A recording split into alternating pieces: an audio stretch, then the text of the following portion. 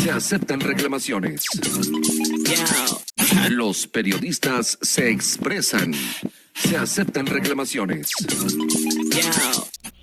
Gracias, amigos de los periodistas. Le damos la bienvenida a nuestro invitado del día de hoy, nuestro buen amigo Marco Juárez, que es presidente del Ilustre Colegio de Abogados de San Martín Texmelucan. ¿Cómo estás, Marquito? Bastante bien, Luis Emilio, gracias por la invitación y un gusto de estar nuevamente en estas cámaras. Muy agradecido. Oye, mi querido Marco, hoy te invitamos porque queremos hablar de un tema que no, o sea, a lo que yo me refiero es, no importa lo que diga Luis Emilio, lo que diga Paco, lo que diga Jerry. Bueno, Jerry es abogado, pero bueno, tú como presidente del Ilustre Colegio de Abogados, a ver, ilústranos y dime, por favor, cuál es la diferencia entre libertad de expresión y violencia política de género. Para empezar, ¿qué es violencia política de género? Porque luego se confunde.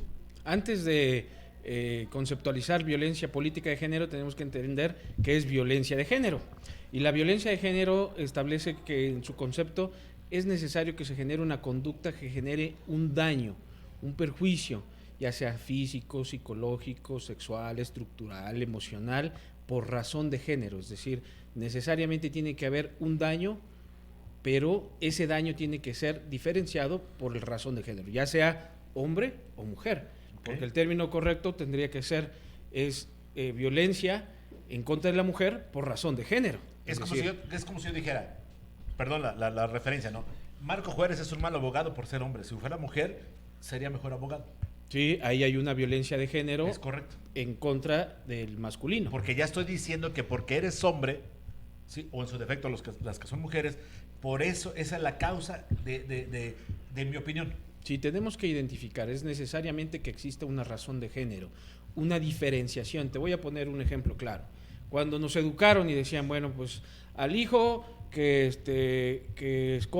lave la cochera, que limpie el coche, y a la mujer que lave los trastes, claro, y que barra. Ahí hay una diferenciación que es lo que ocasionó que esos patrones se repitan y que generen una exteriorización en unos nuevos polos de desarrollo. Correcto. ¿Cuáles son los polos de desarrollo? Bueno, pues nuestra nueva familia, nuestros nuevos compañeros, que van generando un estereotipo que desgraciadamente fuimos educados de esa manera durante muchos años. Desde el movimiento posrevolucionario se empezó a generar y a gestar una conducta y una cultura de educación machista, porque había una diferenciación. Otro ejemplo: tú porque eres mujer te voy a empezar a enseñar a manejar a los 18 años, y tú porque tienes que llevar la camioneta cuando no esté el jefe de familia a los 12. Ahí hay una diferenciación que empezó a marcar un patrón que hoy se exterioriza y que hoy indudablemente a través de muchos abusos, muchas transgresiones, muchas violentaciones en contra del género femenino,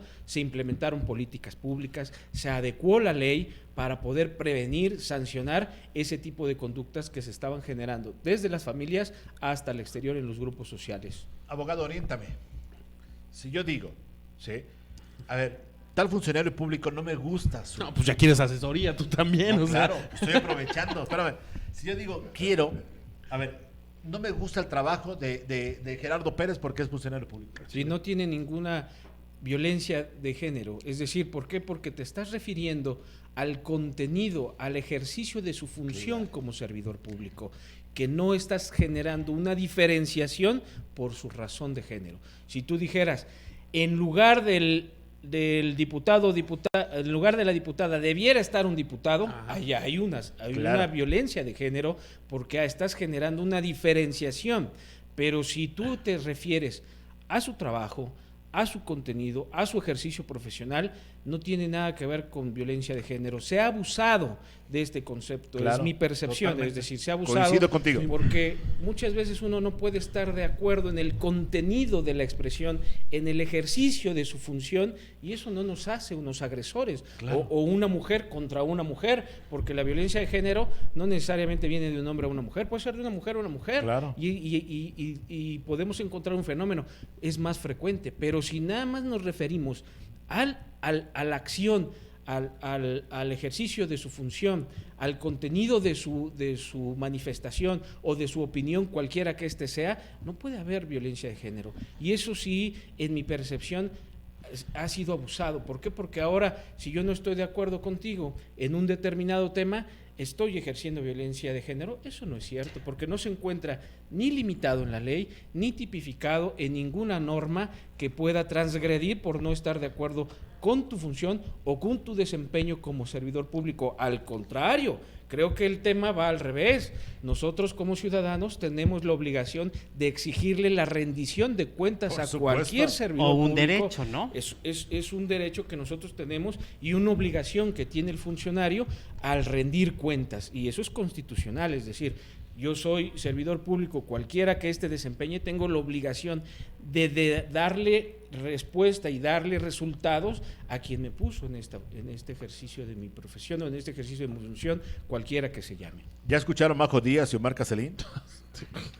Sí, digo, porque son los asesores jurídicos de la señora Guadalupe. Y además porque la señora no ve el programa, pero sí pone a gente a que lo ve, entonces El programita, dice. para que le lleven ahí la tarea y le corrijan la plana a la señora que además de floja, pues chillona.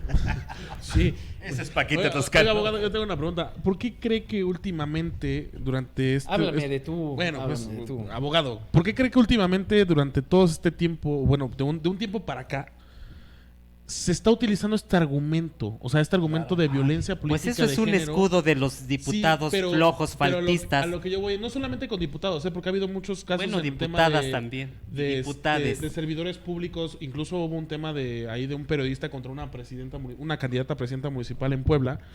¿Por qué cree que se esté usando este tipo de argumentos como para tratar de descalificar al comunicólogo o a alguna otra persona sobre el desempeño del servidor público en sí? O sea, ¿por qué? Yo creo que existe en el inconsciente existe un tema de venganza. Cuando tú ves una marcha femenina, encuentras mucho resentimiento, mucho odio. ¿Por qué? Porque han sido, hay que reconocerlo, durante muchos años y siguen siendo violentadas, transgredidas, violadas, han perdido la vida, y esto ha ocasionado un resentimiento de generación tras generación. Cuando están en el ejercicio de un cargo o una responsabilidad, asumen un poder que no tenían antes. Ok. Y existe ya